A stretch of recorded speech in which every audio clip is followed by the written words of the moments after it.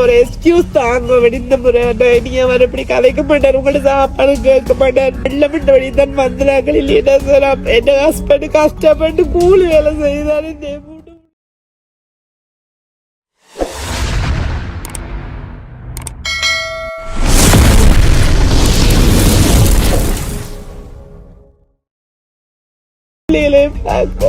தள்ளி விட்டுட்டு ஒரு இதுவும் தரையிலாத ஒரு எக்ஸ்கியூஸும் தரையிலாத புள்ளியோட தள்ளி விட்டுட்டா சார். என்ன புள்ள அப்படியே கீழே வந்து உங்களை மக்கள் புரிந்த ஒரு விதமான உதவியும் செய்கிறீங்கள. 4 நாளா குளிக்கல வாட்ட போய் மன்னிப்பு கேட்டு கொண்டே இருந்தாரு சார். இந்த கேம்பிள் இல்லாம நாங்க கூலி வெளியே போறோம். 4 நாளா சாப்பாடு தண்ணி இல்ல நாங்க கிளம்பிருக்கோம். 4 ஜிஎஸ் வந்து வீட்டை பார்க்கல. எங்களுக்கு எந்த ஒரு சுகமும் கிடையாது. வந்தா ஒரு சாமான கொண்டு வந்தா ஒரு ஒழுங்கு செய்யலாம் வந்து அவையில் வந்து இந்த சாப்பாடு பிரச்சனையால தான் இந்த சண்டாடிபாடு வந்தது. நாங்கள் அதில் இந்த வழியாக எல்லாம் பார்த்த வழியாக தான் சொல்கிறோம்.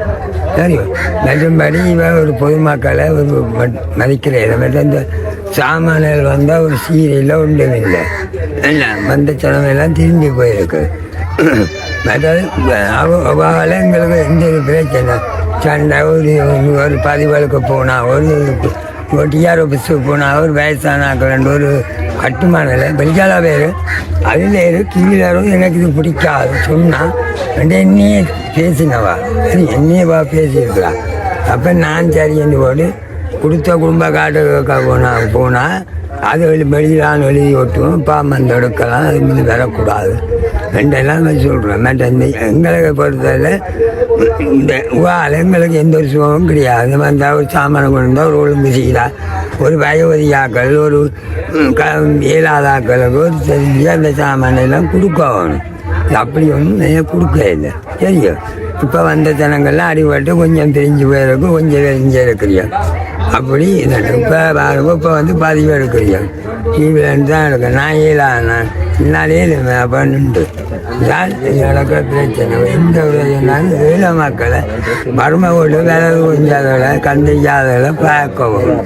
இதுதான் மழை பெஞ்ச காரணத்தால் வீட்டில் ஃபுல்லாக இந்த இடமெல்லாம் வெள்ளம் எவ்வளோ அதுக்கு தண்ணி.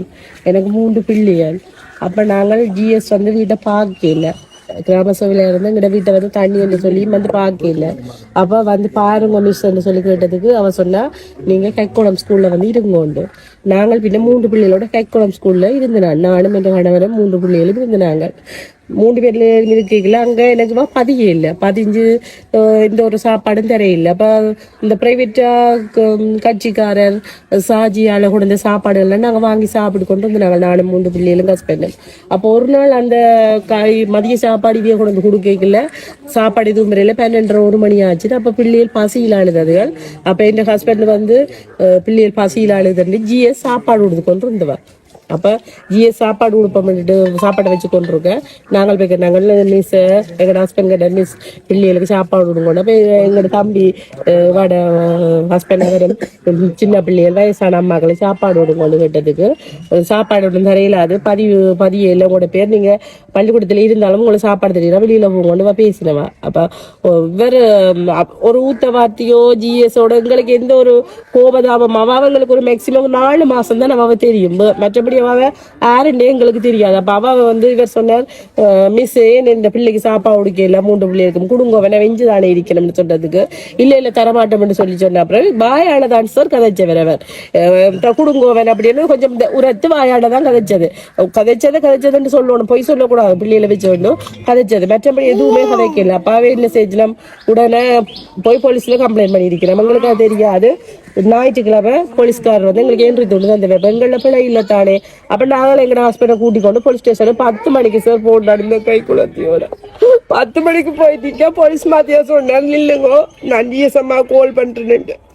ஜிஎஸ்எம்மா கால் பண்ணிட்டு சொன்னா 2 மணிக்கு வாரணும் அப்படின்ட்டு. காலையில இருந்து சாப்பிடல சார். வந்து அப்புறம் உள்ள வச்சு அரிசி போட்டு 3 பிள்ளைகள் மேல சத்தியமா இன்றைக்கு தான் வந்து நான் போலீஸ் ஸ்டேஷனால வந்து அதை சோறு கொண்டு பாடங்களையும் புளிட்டு நிற்கிறேன். 4 நாளா குளிக்கல வாட்ட போய் மன்னிப்பு கேட்டு கொண்டே இருக்கிறான். சரி ஒருவேளை சாப்பாடு தானே மிஸ் உங்கள்ட்ட அவர் கேட்டவர் வேற எதுவும் கேட்கல தானே. என்ன மேல ஒரு எக்ஸ்கியூஸ் தான் கொண்டு கேட்க கூட அவ தரையில அப்ப சரி என்று சொன்னா பின்ன போலீஸ்ல ஓடிக்கணும் 10 மணில இருந்து 2 மணிக்கு வாரன்னு சொல்லி நிக்க நின்று நான் இந்த பிள்ளை பசியில அதுல கிடந்து கடையை பூட்டு ஞாயிற்றுக்கிழமை கோட்ஸ்ல கடை வைப்பாங்கன்னா அதுல போட்டு தாப்பியாக்கணும் ஒரு பிஸ்கெட் ஒன்று வாங்கிக்கணும் இந்த பிள்ளையை கொடுத்துட்டு தண்ணியை கொடுத்துட்டு வச்சு கொண்டிருக்கிறோம் சார்.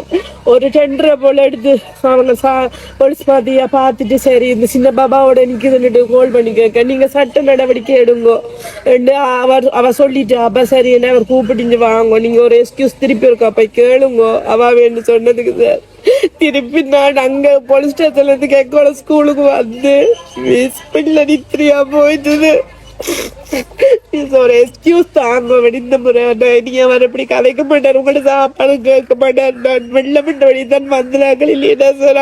என் ஹஸ்பண்ட் கஷ்டப்பட்டு கூலி வேலை செய்தாரு மூணு பிள்ளைகளே பார்க்க இது வேற ஒருத்தனிட்ட கூட நாங்க கஷ்டப்பட்டு சொந்தங்கள் உறவுகள் ஒருத்தனிட்ட கூட ₹1 கூட வாங்க விடல என்ன பெருசு ஒரு கட்டியில இருந்தாலும் சரி வேலை தட்டினாலும் சரி என்ன பெருசா உழைச்சி தான் சொந்த பிள்ளைகளே என்னைய பாக்குறது என்ன பிள்ளை நீங்க போல பாசி இதுக்க சொல்லுங்க அப்போ நான் அந்த குழி வேலை காசு கொண்டது நான் இன்னைக்கு சமைக்கல நான் 2 பேருக்கு என்ன பிள்ளைக்காரு சொட்டு சோதி சோறு கொண்டாங்க மீன் இல்லை நான் இல்லை ஒரு வேலை தட்டி ஒரு மீன் கொண்டு வருவேன் நான் சோறு காய்ச்சி மீன் சொதி வச்சு தீர்த்து வேணும் என்ன பிள்ளை இது சாப்பிடல கேக் மட்டும் வாங்கி தீர்த்து போட்டு இருக்கிறேன்.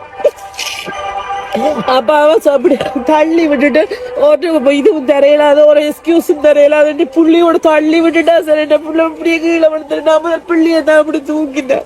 பிள்ளைய தள்ளி விட்டதுக்குரிய ஆதாரமே தான் இருக்கு அவங்கள்ட்ட இல்ல நாங்க அந்த டைம்ல வீடியோ எடுக்கணும் அப்படி யோசிக்கல தானே எக்ஸ்கியூஸ் மன்னிப்பு தானே கேட்க போட்டாங்க சம்பந்தமா நீங்க காவல்துறையில முறைப்பாடு செய்த நாங்க பிள்ளைய தள்ளி விட்டு தள்ளி என்ட்ரி போட்டுருக்கிறேன் சாட்சியா இருக்குமா உங்கள்ட்ட சாட்சி ஒண்ணுமில்லை இவாதான் எனக்கு பக்கத்துல நின்றவா முதல்ல எனக்கு பக்கத்துல நின்றவா என்ன 2 பேரும் போய்க்கு இவா கதைக்கே இல்லை பெருசா நான் கேட்டான் மிஸ் ஒரு எக்ஸ்கியூஸ் தாங்கோ சொல்லி கேட்டான். அப்ப இப்படி தள்ளி நான் கூட தூக்கின்னு சொன்னா நீங்க ஒன்று மேல ஒரு எக்ஸ்கியூஸ் ஒண்ணு கேட்க நான் வெளியில போங்க உங்களோட கதைக்காம எனக்கு விருப்பம் இல்லை அப்படி ஒன்று ஒரு தகாத வார்த்தையினால ஒரு ஜிஎஸ் மாதிரியே நடந்து கொள்ளல. ஜிஎஸ் என்றது ஒரு பக்கம் இது கேட்டு சார் அதை விடுங்க அவ படிச்சிருப்பா ஜிஎஸ் இருக்கணும் அதுல என்ன கிட்ட பிரச்சனை நான் ஒரு பொம்பளை அவ ஒரு பொம்பளை இவ்வளவு தூரம் இந்த பிஞ்சு புள்ளிய பார்த்து கூட கேட்டா இவ பொம்பளையா சொல்லிக்க சொல்லுங்க இதே ஒரு ஆம்பளை ஜிஎஸ்டா உடனே சொல்லியிருப்பாங்க சரி என்ட்ரி வண்டி வர்றா போங்கம்மான்னு சொல்லியிருப்பாங்க. கல்லு மாதிரி நிக்கிறா. நான் சின்னதுல எலெக்ஷன் போட்டு கேட்ட மணிவண்ணன் சார் சொல்றேன் நான் உங்களை எடுத்து கதைச்சவர் நேரடியா உங்களுக்கு நாம நேரடியா உங்களை ஆஜராகி உங்களோட ஹஸ்பண்டை நாங்க ரிலீஸ் பண்ணி விடுறோம் ஜாமீன் கொடுக்குறோம் அப்படின்னு சொல்லி இருக்கிறேன். உண்மையிலேயே அப்படி ஒண்ணு கிடைச்சா எனக்கு நான் ஒன்றையுமே எதிர்பார்க்கல கஷ்டமோ ஒரு கறி சோறும் என்னவோ நாங்க சாப்பிடுவோம் எங்களுக்கு எந்த ஹஸ்பண்ட் வேணும் சார் ரிலீஸ் பண்ணணும் முக்கியமா நீங்கள் இதை செய்யுங்க எல்லாரும் பாக்குற எல்லாரும் எந்த 3 பிள்ளைகளுக்கு நாங்க எங்க இந்த பிள்ளையோட ஹஸ்பண்டே உடனடியா விட்டு ரிலீஸ் பண்ணி தான் காணும் எங்களுக்கு விட்டா காணும் எதிர்பார்க்கறது எங்களோட ஹஸ்பண்ட் எல்லாருமே சேர்ந்து எங்களோட ஹஸ்பண்ட வெளியில விட்டா காணும் அவன் எங்களை உழைச்சி பாப்பின ஒரு விதமான உதவியும் செய்கிறேன். அப்ப 2-3 தரம் பான் தான் கொடுத்தது எங்களோட குடும்பத்தை 7-8 குடும்பம் கஷ்டம் ஒரு பான் தான் எங்களுக்கு கட்டாது. இந்த கேம்பிள இல்லாம நாங்க கூலி வேலையை போறோம் 4 நாள் சாப்பாடு தண்ணி இல்லை நாங்க கிளம்பிருக்கோம் 4 குடும்பங்கள் ஒரு பான் பண்ணி தான் கிடைச்சிது. ஆனா அந்த மகன் மக்கள் பாவங்கள் ஒரு கொஞ்சம் சாமான் அனுப்பினாலும் புரிஞ்சு நடத்திருக்குங்க 4 பேருங்க ஆம்பளை இல்லாம நாங்க இப்ப என்ன நிலைமையில இருக்கிறோம். தோட்ட வேலை போனா தானுங்க எனக்கு சாப்பாடு அது வகையா 2 பிள்ளைகள் சாப்பாடு பிரச்சனை அடிபட்டதுல 2 பிள்ளைகள் தூக்கி உள்ளுக்க போட்டிருக்கிறோம். ஒரு பெரியுமே எங்க எல்லா பக்கம் கொடுக்கணும் ஜலக்கு ஒரு சாமான் தண்ணிக்குள்ள வரையில அதுக்குள்ளே மாதிரி இருந்து கம்பெனி பண்ணியிருக்கணும். இன்றைக்கு நான் உங்கள்கிட்ட இடம் தெரியாது வாரக்கிட்டு நான் ஆம்பளை இல்லை 15 வருஷம் 4 மேலே பிள்ளைகளும் கூலி வேலை செய்து சாப்பிட்றேன் நீங்கள் இருக்கிற இடம் தெரிஞ்சு எனக்கு உதவிக்கு 5 திருப்பியோ தெரியுங்க எல்லா இடம் சாமான் சண்டி கொண்டு கூட தான் போகிறேன் மம்பட்டி பிடிச்சி வேலை செய்யணும் மலையாண்டோடியா போகிறேன் படிக்கிற பிள்ளைகள் இருக்கணும்